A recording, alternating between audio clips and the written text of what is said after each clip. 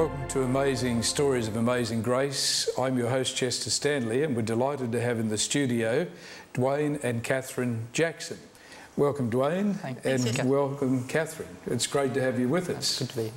And we're very keen to hear your story in terms of your story of God's grace in your lives. So yours is an interesting story and a fascinating one. And Dwane, I'll start with you. Okay. Can you just tell us a little bit about your background? Perhaps I should also say, of course, that both you and Kathryn are now practicing medicos and doctors. So you've finished university, but your background, Dwane? I was born here in Brisbane, but third generation Adventist on both sides. So okay. My father's a minister, and a lot of moving in between there and here, but decided eventually we'd get back to Brisbane because I wanted to study medicine, and so did a science degree and then went on to do medicine, and now working just around the corner from here at Redcliffe Hospital. Okay, very good. And Dwane, your background as the son of a pastor and evangelist. Moved around a lot, not a problem? Oh, well, you know, you get used to it after a while. I think I counted by the end about 17 moves, but it's good in some ways. You make lots of friends, and bad in another because you never stay in one place long enough to ever form long-term sort of friendships. So. For sure. And Dwane, the medical thing, did you, was this something that you dreamed of? Did you used to give teddy bears operations or anything like that when you were young, or it happened later in life? Or probably happened later in life. I certainly didn't operate on any teddy bears, but I guess I always thought that I didn't really want to go into ministry or anything like that, which I think a lot of people thought I would do, but wanted to do medicine, so I started doing science, and probably due to Kathryn's studious input is the only reason I actually made it into medicine, because I must say before I met Kathryn at university I didn't do a whole lot of study at uni. Had a good time, but not a whole lot of study, so it kind of fell on me rather than any decision. Okay, and you're enjoying your medicine? Yeah, I do. I really like it. I mean, it's a lot of challenges, but no, it's a good job. And Dwane, in terms of, you go to university, so you've got a strong Christian/Adventist belief system. Secular universities, pretty confronting places. Was that a problem to you? It was, and it wasn't. Certainly, I had that background, and I know a lot of people say when they sort of get to that third generation Adventists that a lot of people get up and leave the church at that stage. But I certainly really accepted and was quite happy with where I stood on those kind of beliefs and things. I don't remember ever sort of sitting down saying, this is what I believe so much, but no, knew what the Adventist sort of teachings were, believed them very strongly and thought them to be truth, but obviously you go into this new environment with a whole lot of people from Adventist schools all the way through to suddenly, you know, lots of secular science, evolution and other lectures, those kind of issues are immediately obvious, and exams on Sabbath and other things, so No. Okay. I'd like to come now to Kathryn. And Kathryn, tell us, you're a Brisbane girl. Yes. You went to school in Brisbane, obviously. Yep. And decided to do medicine. Any big reason why you decided to do medicine? I was always interested in science at school, and it seemed like a way to actually do science in a practical fashion. And my grandmother was sick when I was in grade 10, and I sort of helped look after her then, and that sort of made me think about doing something in the sort of healthcare profession at that stage, which was about when I was having to choose what I would be, you know, doing at university. Yes. And I think that was sort of what pushed me towards medicine after that. Yes, okay. And so so you went to high school. Your parents either doctors or No. No, don't have any medical people in the family at all. Okay, so it's not a genetic thing. No, definitely not in my case. Yes, very good. So you went to university and you studied medicine. I'm led to believe, somebody has told me this, that you actually did not only well at university, but you did exceedingly well in your academically, and I want you to share that with me, because I'll keep pressing you until I find the truth. Well, I did well at university. I did a lot of study throughout science and medicine, and luckily that paid off. Okay, I'm going to have to turn to Dwane for this. Dwane, could you tell me what specifically, in terms of Kathryn's awards that she got in relation to her? I was going to say, Chester, I think her, certainly her grade point average from science through to medicine, 3 years of undergraduate in all her subjects, she got a grade point average of 7, which is the equivalent of high distinction, apart from one subject, which we don't mention anymore, we're not allowed to. And ongoing throughout medicine, so through the entire university degree, didn't get a single lower than a high distinction. And I know ever since I've met her, first year science, first year or second year science, got certainly academic awards and prizes, and most years since then that I can remember has picked up an award of some description for academic success. No, sorry, It helps build up my collection of books at home. Okay, well, you obviously did very, very well, and congratulations on that. And so you go through, you do your medical degree, and now you're practicing. Yep, so I'm working at the Royal Brisbane Hospital at the moment, and I'm doing physician training. Very good. So I've signed up for another exam next year now. Okay. So I thought I could finish studying. Yes, excellent. Okay, now look, we want to go from here that somewhere in this mix you both go to Queensland University, correct? Yes. Go to Queensland University. You started the same year in science? Yes, we did. Okay, started the same year. And somewhere you people met. Yes. Who's going to speak first about the meeting? Kathryn. I will, Kathryn. so I think I get the blame for it, really. You do get the blame for it. Okay, right. Well, Kathryn, you go ahead. Yep, so there's about 1,000 people in science. So we went through the first semester and we never ever met each other. But at the very beginning of the second semester, I was walking through the Great Court at St Lucia, and I saw one of my friends from school who was sitting there. So we just went to have lunch with him, he was also doing science. Yes. And I saw we were in different lecture streams, and since I didn't know anybody in my own lecture stream, I just decided to change into his, even though it meant a little bit of fiddling around. Okay, Kathryn, we're going to leave it right there. We need to go for a break, and we'll be right back to hear the rest and the end of this wonderful story.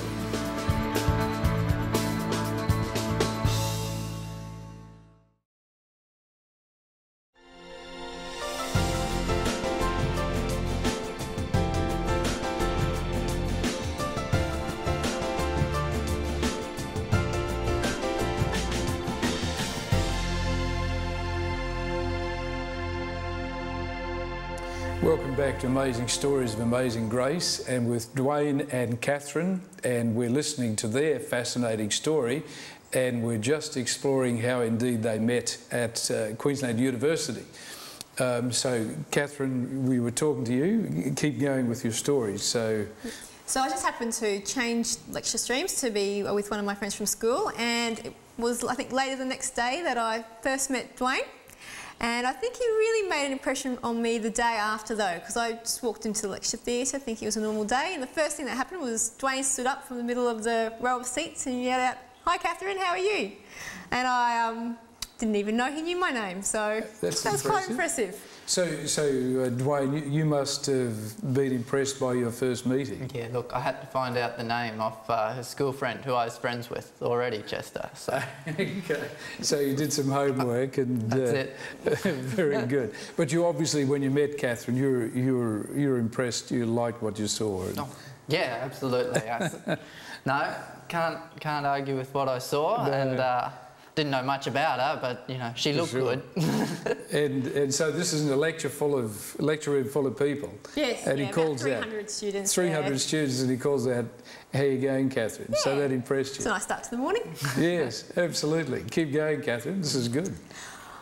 And from there, we were in a lot of the same lecture classes, so we spent a lot of time together. It was a group of us about 5, and so we went to most of the same lectures, and so I just sort of got to know Dwane over the next 6 months as we were in lectures together, slowly. I learned a little bit more about him each time. He doesn't usually let on too much, so I had to sort of piece it together as we went along. She should have got an idea, Chester. I went to Melbourne to work over the end of year holidays. Yes. And I kept on ringing her every day, but she claims that she didn't know. She didn't get the message. Okay, she must have been studying, concentrating very hard on her studies. Okay, so you were sharing with me before in terms of you in this process, Kathryn, apart from being a decent young man, you obviously must have discovered something about that Dwane. You know, he had Christian commitment. You probably even heard the name Adventist mentioned. So how did you react to that? Well, the first thing I found out when I was eating his lunch that his mother made was that it was all vegetarian. Okay, right. So that was the first thing I picked up on. And then along the way, I found out that Dwane went to church on Saturday, and I had never heard of a Seventh-day Adventist before. Never heard of it. So I didn't understand why he was going to church on Saturday. But then he told me about that. And I think those were the first things that really stood out to me to let me know it was a little bit different. Yes, okay. And but it didn't deter you? You still felt that he had your respect and... Yeah, definitely. Yes. Yeah. So you just in relation to your background, Kathryn, did you have a Christian background? Well, my family always considered themselves Anglican. But we didn't ever really go to church consistently. But by name, we were Anglican. I was going to a Pentecostal church at the time that I met Dwane. Okay. What, a friend had invited you? Yeah, a school friend invited me. So I'd been going there for about a year. I thought, I was under the impression all the Christian churches were really the same. I didn't know there was actually any difference between any of them. So Dwane started to help me see that there were actual differences between all the different Christian churches, and they weren't all just the one. Yes, very good. And so you people continued to meet as friends and grow in your relationship? Yeah, I tried to be romantic, Chester, and take her to the botanical. I'd organised a surprise birthday and party and take her to the botanical gardens to ask her out. But I didn't know her that well at that stage, and didn't realise that 1, she was scared of the dark, and 2, scared of the possums, of which there were many in the botanical gardens. But somewhere between a possum scurrying past and Kathryn screaming and something else, I think she said yes, although I can't remember, so I have to go with that. So, anything that would speed up the process of getting away from the possums. Okay, right. And so that's when you say yes, you're talking about the proposal in terms of marriage. Oh no, that was before that. That was just some friends. That was a long time ago now, back in science still. So there was sort of an agreement reached to be. Because we've been just friends before then, with all in our group of 5 friends. That was all there was. But then decided that maybe a bit more. So did you share with your family, Kathryn, that you're becoming friendly with an Adventist young man? I did. And I think Mum got the idea of what was going on, because we were spending a lot of time together, and of course she answered the phone when he'd ring. And so mums sort of know these things before we do. So Mum, being my mother, did a little bit of research on who Seventh-day Adventists were, because I don't think she knew very much either. So she'd spoken to one of my cousins, and all he could tell her was that Seventh-day Adventists live longer than the rest of the population because of their healthy lifestyle. So she thought they lived 7 years on average longer, so she was happy about that. But just in case this was going to turn into marriage, which it did eventually, one of the first questions Mum asked Dwane was, "Do you believe in blood transfusions?" Isn't that amazing? Made it obvious that she didn't really know too much about what Seventh-day Adventists do believe. It wasn't a good question on first meeting your parents, though, Chester. No, do you believe in blood transfusions? Yes, exactly. Challenging. And so, Kathryn, as you're learning about Dwane's faith, did you was it a matter of formal Bible studies, or was it just a sharing, or what happened? No, I think the first thing was that I decided to go to church with Dwane and his parents at Central Church, and when I got there, I think I did realise that I started to realise a bit different. Obviously, it was on Saturday, which was a little bit different, and everyone was friendly, you know. But I think the main thing was that after going there a few times, I sort of started to realise that the whole theology, it was very evidence-based, and it was all really centred around the Bible. Because I had been to the Anglican Church and the Pentecostal Church, but I did notice that with the Seventh-day Adventist Church, it was really evidence-based. It was based on, this is what we believe and this is why we believe it. And coming from a scientific background, that was excellent to me, because you know, that's all based on, you know, not just saying what you think, but having something to back it up. Yes, in fact, you get here and they would tell you why they believe it, and here's the evidence for it. I found that really excellent. Yeah, thank you very much. I'm sure you're enjoying this wonderful story of Kathryn's journey, and we'll be right back after the break.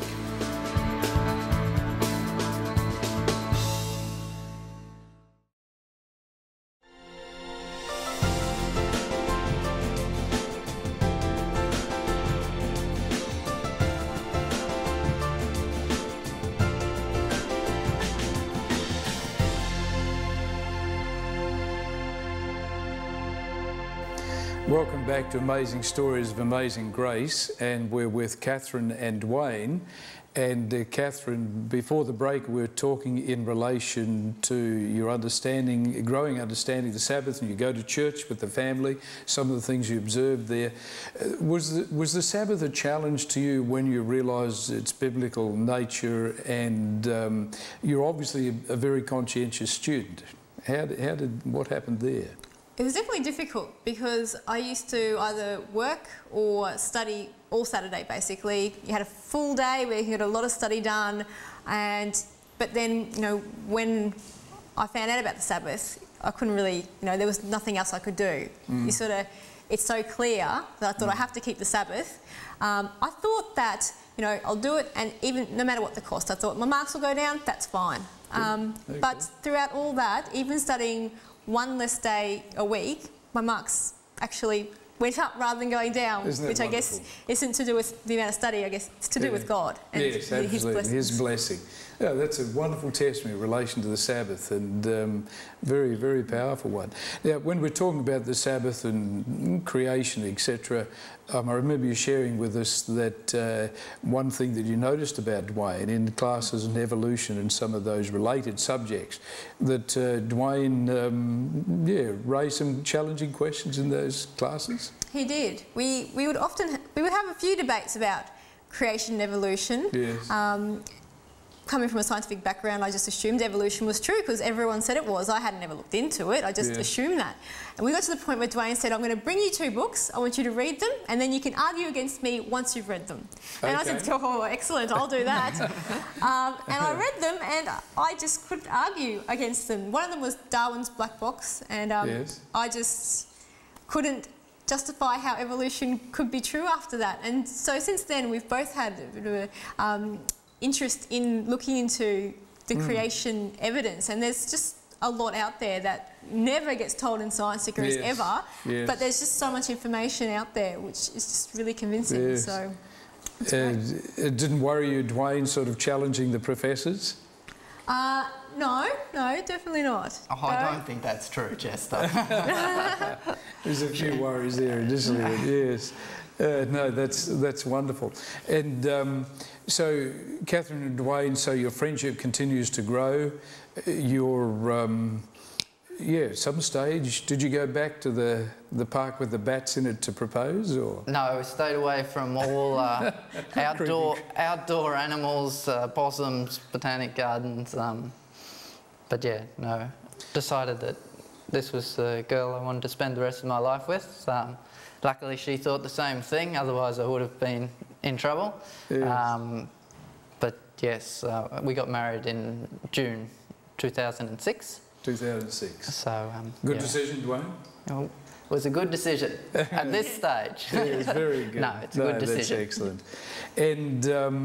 And we just, Kathryn, so did you have formal studies with a pastor in relation to your eventual preparation for baptism? Well, a lot of the studies were with Dwane, but then his dad, who's a pastor, helped out as well. So I got a pretty good treatment for my baptism. No, very good. And so there came a point, obviously, when you made a decision. So I think I got baptised in 2003, but I've been in the church for a couple of years, and I just thought that it was the right church for me. I'd been to lots of others, but the Adventist church seemed right from the point of view of the beliefs, believing in the Bible, all of the Bible, keeping the Sabbath, and it seemed right. So I'm really glad I made that decision. That's fantastic. And you were baptised in the Central Church in Brisbane here? Yes, that's right. A special day? It was really good. There were lots of people there. Dwane's parents came down. My parents came to church for the first time. So yeah, it was a really nice day. I can still remember it, and I'm sure I'll remember it for a long time to come. Yeah, very special when you make that decision to join with God's family.